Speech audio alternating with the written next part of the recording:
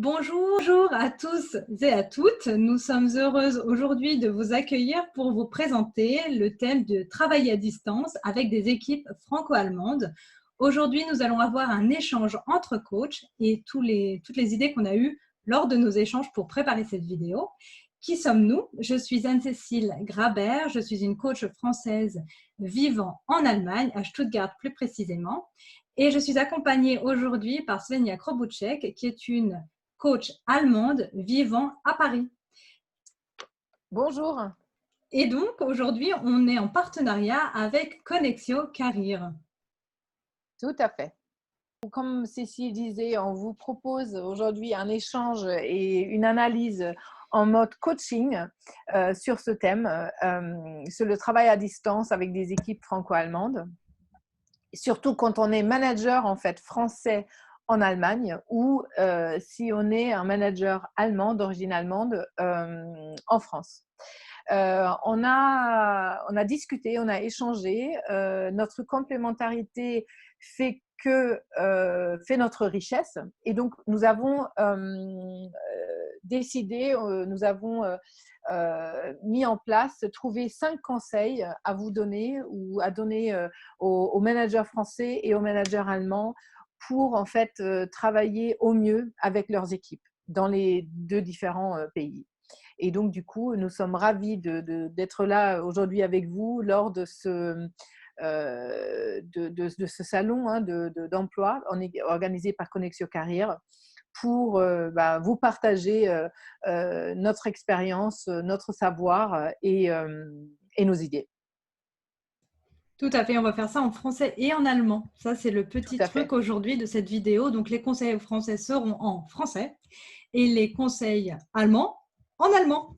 Alors, on commence en français aujourd'hui avec les conseils pour les managers français vivant et travaillant en Allemagne ou avec des Allemands. Alors, la première chose dont on s'est aperçu, c'est quand on travaille à distance, il y a une véritable importance d'avoir des objectifs clairs et d'avoir des faits. C'est d'utiliser des faits lors de vos décisions. Quand vous dites, voilà, notre objectif est de faire tel truc, eh bien, dites exactement ce que vous attendez. On parle souvent des objectifs SMART, donc spécifiques, mesurables et tout ce qui s'ensuit, mais soyez vraiment dans le factuel.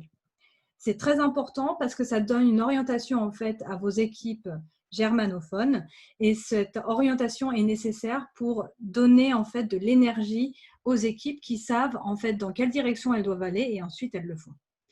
La deuxième chose qu'on a dit qui était importante lors de nos échanges, c'est l'histoire des feedbacks. Alors, donnez des retours clairs à vos employés allemands. Dites-leur, notre objectif était de faire ceci et tu as atteint l'objectif en temps, en heure, c'était super. Ou alors, eh bien, malheureusement, il y a eu un retard de 2-3 jours et donnez des faits, des choses claires sur ce que vous attendez pour la prochaine fois. Donc, le feedback, on pourrait presque parler aussi de feed forward en disant, voilà ce que j'attends de toi la prochaine fois. Et ce feedback est vraiment important pour l'employé allemand pour en fait avoir de la clarté sur la démarche à suivre et soyez vraiment clair. Ensuite, le troisième point, c'était la communication.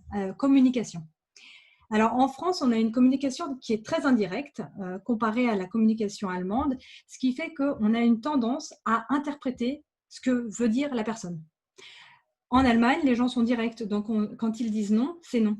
Quand ils disent je ne peux pas faire ça, c'est qu'ils ne peuvent pas le faire. C'est pas parce qu'ils n'ont pas envie, c'est pas parce que, je sais pas, on peut s'imaginer n'importe quoi. C'est vraiment un mot est un mot, un chat est un chat, et cette communication directe, eh bien, il faut en être conscient pour ne pas courir après les gens en leur disant mais t'es sûr, mais t'es sûr, mais t'es sûr, parce que c'est ce qu'on ferait en France de manière automatique, parce qu'on a l'habitude d'aller pêcher l'information. En Allemagne et dans la culture allemande et germanophone en général, c'est bien sûr une généralité, ce n'est pas le cas de tout le monde. En général, il y a cette communication beaucoup plus directe de dire ce qu'on peut, ce qu'on ne peut pas faire, ce qu'on veut, ce qu'on ne veut pas faire. Ensuite, le quatrième point, c'est l'importance des règles. Alors, je pense que tout Français qui allait en Allemagne s'est aperçu que les règles étaient suivies de manière beaucoup plus forte qu'en France. Par exemple, ne pas passer au feu rouge. En France, on le fait sans problème, surtout à Paris, où on passe dès qu'il n'y a pas de voiture, on y va, et même on fait du forcing des fois. Et en Allemagne, eh ben non, on attend que le feu devienne vert. Eh bien, c'est la même chose en entreprise. Il y a des règles de rendez-vous. Si on dit qu'on a rendez-vous de 9 heures à 10 heures, eh bien, le rendez-vous doit avoir lieu de 9 heures à 10 heures. Le retard n'est pas accepté. Et en fait, c'est parce que les règles ont été créées pour permettre la cohésion du groupe et elles sont suivies dans ce même sens. Et donc, quand vous travaillez à distance, que vous faites des efforts d'avoir des objectifs clairs, de donner des feedbacks qui soient aussi précis et factuels, de communiquer de manière plus directe, eh bien, mettez aussi en place des règles et suivez-les. Et suivez-les, et quand elles ne sont pas suivies, dites, ben voilà, la conséquence de ne pas être arrivé à l'heure, c'est que on ne va pas répéter ce qu'on a dit au début, tu as perdu tant pis pour toi, par exemple. Et la dernière chose, c'est la gestion du temps. Et je pense que j'en ai déjà parlé en parlant des règles. Mais tenez-vous au temps qui a été imparti. En Allemagne, il y a cette idée d'avoir un agenda, on prépare ce qui va être dit dans l'agenda, on s'informe de qui doit dire quoi. Eh bien, tenez-vous à cet agenda pendant la réunion.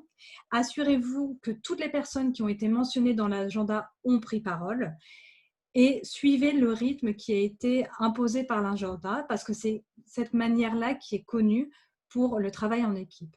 Donc, ce sont les 5 conseils qu'on peut vous donner en ce qui concerne la gestion d'une équipe franco-allemande quand vous êtes en travail à distance.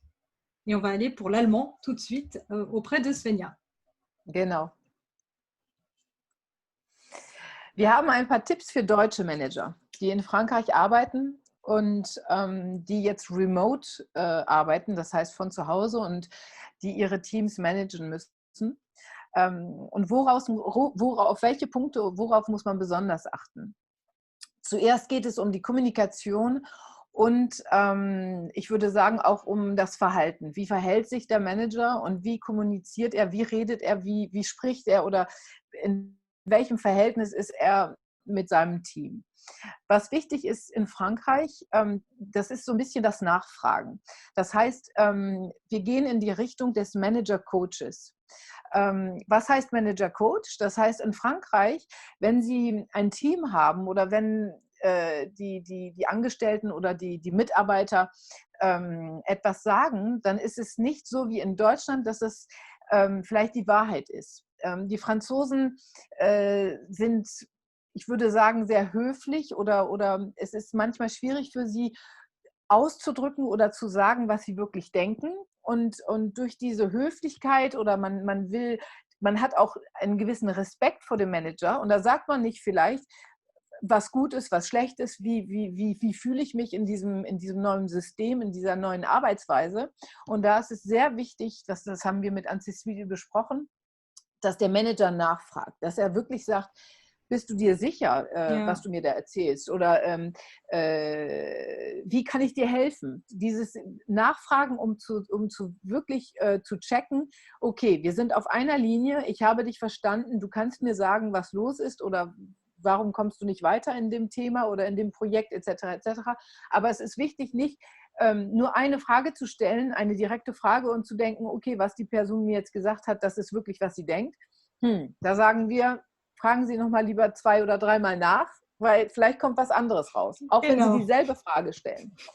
Der zweite Punkt ist Beruhigung und Herz. Das heißt eben, das geht in die gleiche Richtung.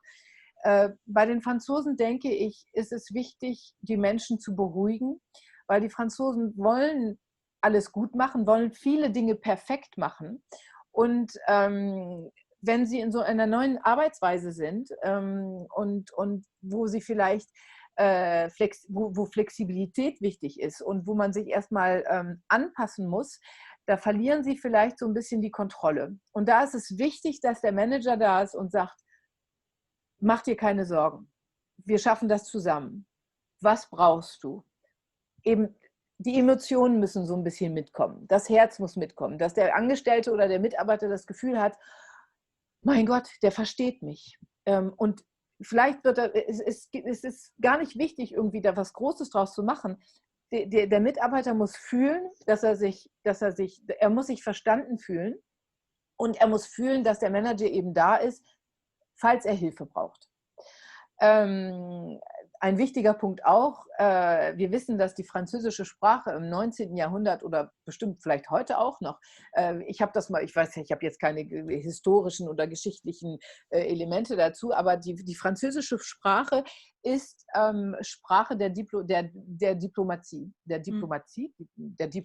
Diplomatensprache, genau. Mhm. Und das heißt, man sagt eben nicht die Dinge direkt. Man spricht so ein bisschen in Daneben. Bildern und man sagt vielleicht was, was nicht genauso stimmt. Es ist alles ein bisschen mit Geschenkpapier eingewickelt. Und ich spreche auch in Bildern und mache das auch gerne, aber vielleicht kommt das vom Französischen oder von meinem deutschen Background, ich weiß es nicht. Auf jeden Fall ist es ist wichtig, dass der Manager nicht allzu direkt ist und dass er, wie gesagt, das mit Ruhe angeht und mit Verständnis und dass er eben diese Diplomatie im Kopf behält, die bei der Sprache auch wichtig ist, weil er wird ja mit seinen Kollegen oder mit seinen Mitarbeitern sicherlich entweder in Französisch sprechen oder in Englisch. Und da kann es noch schwieriger werden, aber eben zu sehen, dass diese Direktheit, dieses direkte Deutsche, das muss man schon ein bisschen in der Schublade lassen, würde ich sagen. Was ganz wichtig ist, denke ich, bei Franzosen und was sehr helfen kann, ist der Humor. Denn die Franzosen können sehr sarkastisch sein, machen immer gerne mal einen Witz hier und da, auch in der Arbeit, auf der Arbeit, zwischen Kollegen. Es ist wichtig, dass der Manager ja ein bisschen Humor in die Waage legt und dann auch mal, also man muss da so ein bisschen, es ist spielerisch, das muss man irgendwie rausfinden, wie man das macht, wann man Humor machen kann, wann man einen Witz machen kann. Aber das wird sicherlich von französischen Teams, auch wenn man jetzt über Zoom arbeitet, im Remote, wird das bestimmt anerkannt und die Mitarbeiter werden sagen, Mensch, der macht auch ein bisschen Humor, das gefällt mir und da habe ich dann Spaß an der Arbeit und die Motivation ist dann da, etwas zu machen und ja, das geht dann sozusagen von alleine. Und was wir auch noch besprochen haben mit Anne-Cécile, ist den Kontakt behalten. Ich habe nur Kontakt geschrieben, beziehungsweise das Wort ist eben, wie kann man, wenn man remote workt, arbeitet, von zu Hause aus, wie kann man den Kontakt mit seinen Teams behalten? Das heißt, natürlich man macht irgendwelche, man organisiert Meetings, aber es ist auch wichtig, denke ich, persönlich mit den Mitarbeitern, mit den Kollegen zu sprechen. Das Schlimmste ist wahrscheinlich die Stille. Das heißt, man muss entweder über E-Mails, über SMS oder über Telefonate ab und zu mal One-to-One-Meetings organisieren, um zu sagen, okay, wir machen zwar unsere Meetings über Zoom oder über irgendein anderes System, Teams oder was weiß ich, aber ich bin trotzdem da, falls du ein Problem hast, komm, wir machen mal einen One-to-One-Call und das wird dann organisiert, damit die Person das Gefühl hat, okay, der Manager hat mich nicht vergessen und der Kontakt ist da und dieses Menschliche ist eben wirklich wichtig, diesen menschlichen Kontakt zu behalten und das auch regelmäßig, in einer Regelmäßigkeit, die den Französen sehr gefallen wird. Ich denke, Ja, das sind die, das ich waren weiß nicht, ob die, das sind die Tipps für deutsche Manager. Die genau. Franzosen haben wir da vorgesehen und ja, das ist so das Wichtigste, was, glaube ich, Hm. was wichtig in Frankreich ist, wenn man mit Franzosen arbeitet. Ja, ja, ja. Die Kommunikation ist bei beiden sehr wichtig. Es ist eine Ja, andere Art der Kommunikation, aber es es ist ist trotzdem, es ist auf einem anderen genau, Level. Genau, es ja, ist auf genau. einem anderen Level, es ist eine andere Art und da muss man sich eben anpassen. Und Ja. je mehr man sich anpasst, desto besser klappt es dann hinterher. Ja, ganz genau. Hm. Ich versuche es nochmal. Genau, so, Sie sind jetzt, warum spreche ich auf Deutsch? Nous sommes, je parle en français, je Kannst finis du? en français. Warum nicht? Warum nicht? Ja, ich mache eine Mischung. Si vous voulez travailler avec l'une d'entre nous, vous avez donc nos Kontaktdaten. Allez, je fais une bonne mischung, français-allemand. Vous pouvez toujours donc nous contacter de manière individuelle pour explorer des thèmes qu'on a pu aborder ou peut-être qu'on a oublié quelque chose et vous dites mais comment elles ont fait? Eh bien, n'hésitez pas à nous contacter et à nous faire part de vos retours. Es würde uns wirklich freuen, mit euch oder mit Ihnen alle zu reden. Es ist für uns jetzt zu Ende. Wir haben unsere Themen besprochen und wir hoffen, dass Sie viel gelernt haben. Wir wünschen euch einen guten Tag und auf Wiedersehen. Und bis bald. Tschüss. Genau, à bientôt. Au revoir. Au revoir.